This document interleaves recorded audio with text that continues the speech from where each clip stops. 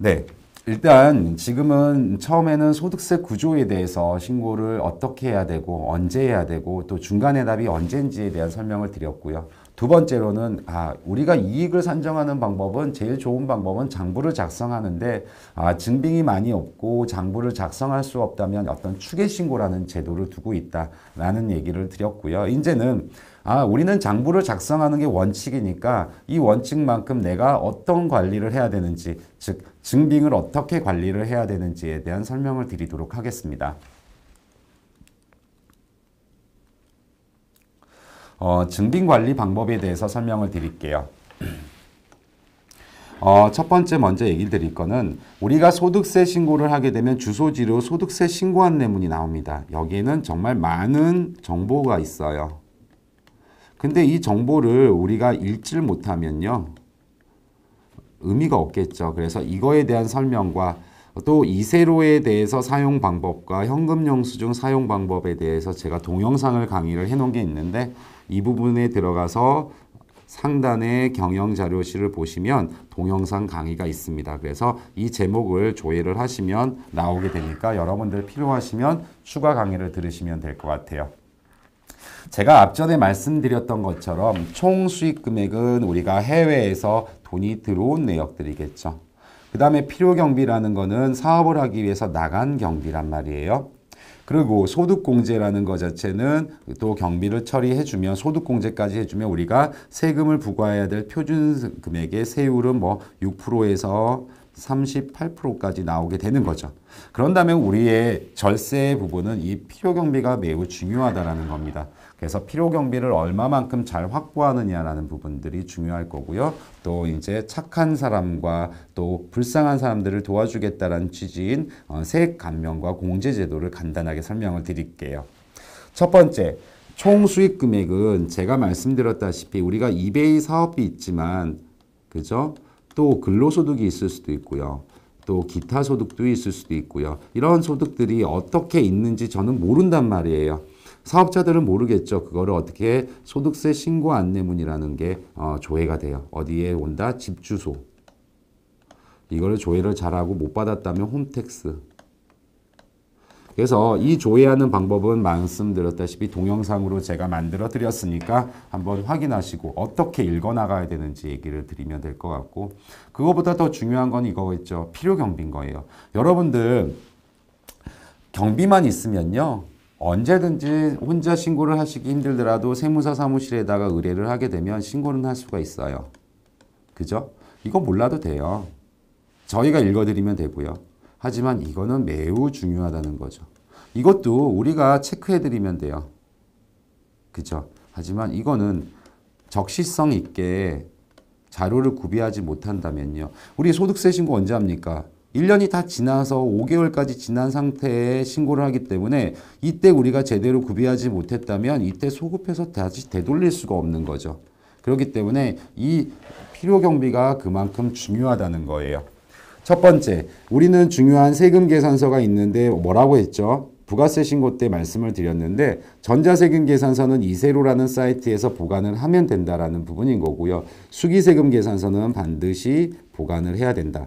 그래서 이거는 보관 의무가 없고요. 이거는 보관 의무가 있어요. 왜냐하면 이건 조회만 하면 되니까 이거는 없어지면 안 된다는 겁니다. 그 다음에 또 신용카드, 체크카드, 현금 영수증 카드 같은 경우는 제가 전에 말씀드렸다시피 현금 영수증 사이트에 보관을 하시면 돼요. 여러분들 제 강의가 부가세 강의도 있는데 모든 신고는요, 부가세가 먼저 우선이 돼야 돼요. 그리고 소득세가 되기 때문에 부가세 강의도 꼭 들으시고요. 소득세 신고를 두 번째로 들으시면 좋을 것 같습니다. 그래서 현금 영수증 사이트에서 보관을 하기 때문에 보관 의무도 없어요. 그렇기 때문에 나중에 조회가 가능한 거죠. 그러면 수기세금 계산서 잘 보관해야 되겠네요. 그 다음에 이베이 수수료, 페이팔 수수료, 배송비 이런 것들은 보관 의무가 있겠죠. 그래서 보관을 반드시 잘 하시면 될 것 같고요. 그 다음에 기타 서류들 되게 많죠. 많이 있어요. 이자, 자동차 보험료, 사업과 관련된 경비들은 들어갈 수 있다라고 보면 돼요. 경비. 제일 중요한 게 사업과 관련돼야 된다는 겁니다. 인건비. 급여 신고를 해야 됩니다. 이런 필요경비를 잘 가지고 있고요. 그 다음에 소득공제라는 제도가 있는데 이 소득공제라는 제도 자체는 뭐냐 우리가 부양가족이라고만 얘기 들어봤잖아요. 그래서 어떤 돈을 벌기 때문에 거기에 부양해야 될 사람들이 많은데 세금까지 많이 내면 안 되잖아요. 그 다음에 연금을 장려하게 연금 든 사람들 공제해줘요. 그 다음에 개인연금도 있고요. 그 다음에 소기업 소상공인 공제라는 것도 있습니다. 그래서 이런 부분들은 어디다 안내문에 다 조회가 가능해요. 그렇죠? 그 다음에 근데 안내문에 조회가 안 되는 게 이겁니다.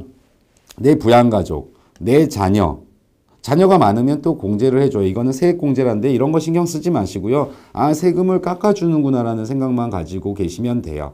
그 다음에 연금도 들으면 연금공제. 여기 말하는 연금보험료는 우리가 국민연금을 말하는 겁니다.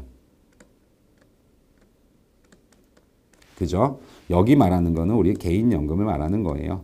그 다음에 기부금, 정치자금 기부금에 대한 세액공제를 해줍니다. 아, 이런 것들이 있구나라는 정도만 생각하지 이거를 다 외울 생각은 없고요.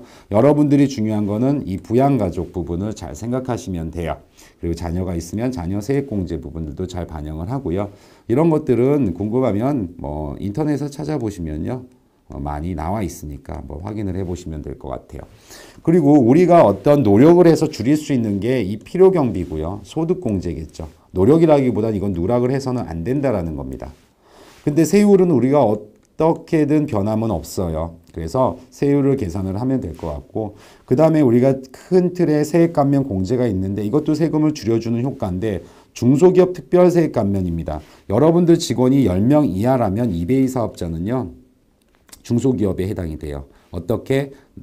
세액의 10%를 감면받아요. 내가 납부할 세액이 200만 원이라면 10% 20만 원을 차감해서 180만 원만 내게 되는 거니까 이것도 누락 없이 잘 확인을 하시고요.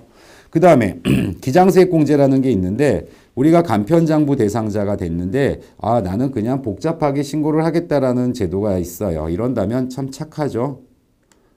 그래서 어떻게 세금이 만약에 300만 원이 나왔다면 거기에 20% 얼마 60만 원을 공제해줘서 240만 원만 내게 되는 거예요. 이 공제율은 100만 원까지 한도가 되는 겁니다.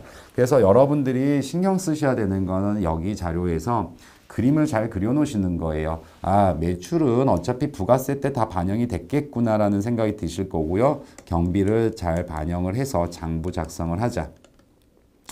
그 다음에 소득공제는 부양가족을 잘 확인해야 돼요. 내 자녀, 부모, 그죠? 자녀는 20세 이하여야 돼요.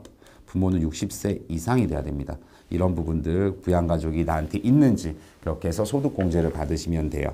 그 다음에 세액감면 공제는 대부분 사람들이 사업자들이 직원이 10인 미만일 거예요. 그렇기 때문에 10% 감면을 받을 수 있으니까 누락하지 마시고요.